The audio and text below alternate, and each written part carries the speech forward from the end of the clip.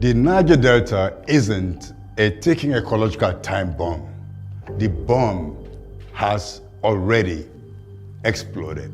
Shrapnel fly everywhere, in the land, in the water, and in the air. The living have long been sacrificed. Today we dream.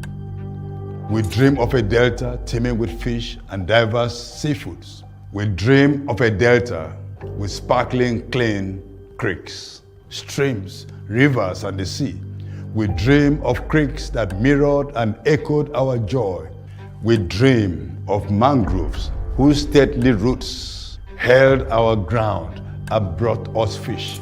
We dream of days when we paddled to the tunes of beautiful songs. We dream of songs of health since replaced by songs of survival and death.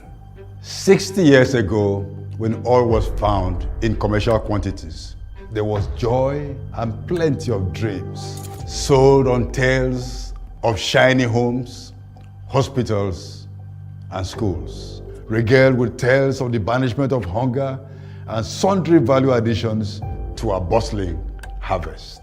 We danced, celebrated, quaffed palm wine, and sacrificed some goats. We had no clue that we were next in line to be sacrificed.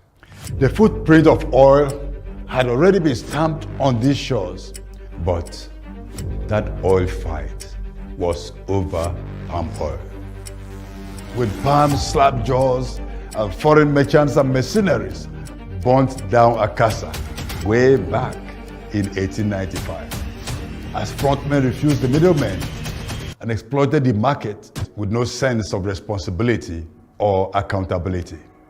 Fast forward to 1995, and the gallows of the Port Harcourt prison swung and choked Ken Saro-Wiwa, a man of peace, and other top Ogoni leaders, and several more raped, maimed, sacked at the pleasure of the jackboots and the drillers, empowered by warlords that ultimately threw up warlords.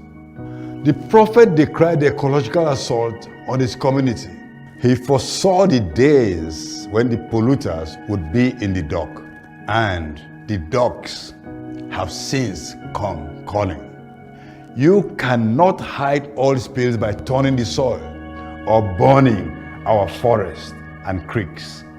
Once upon a time, Port Harcourt was a garden city, a place of gardens, of beauty, of a good life and dance. Today, Port Harcourt is the soot city, covered by a blanket of black carbon, from gas flares, decrepit refineries, and heinous bush refineries.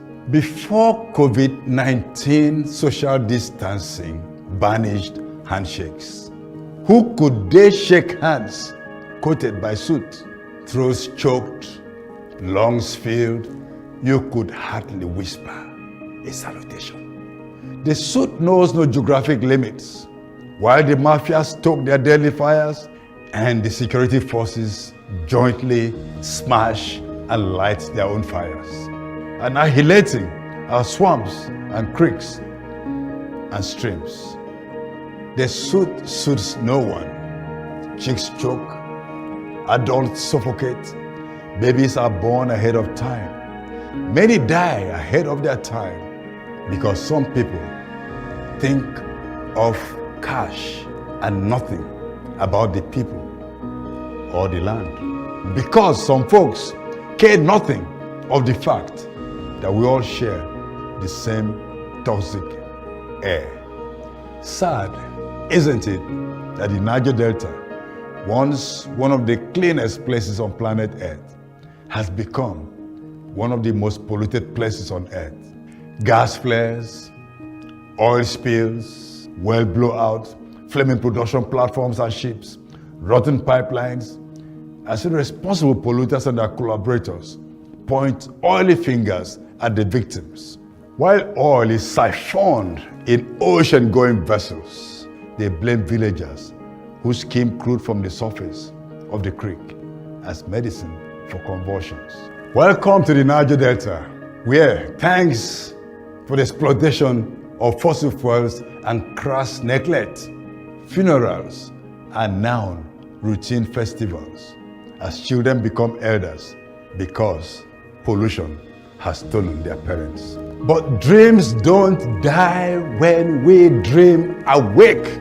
Look at the horizon, we see hope.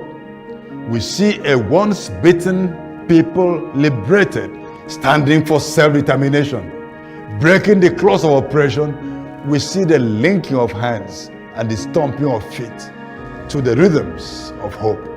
As our mothers replant the mangroves and the polluters decommission their death traps and the periwinkles and oysters return, and the world wakes to the truth that the days of fossil fuels must now be fossilized. The Niger Delta isn't a ticking ecological time bomb.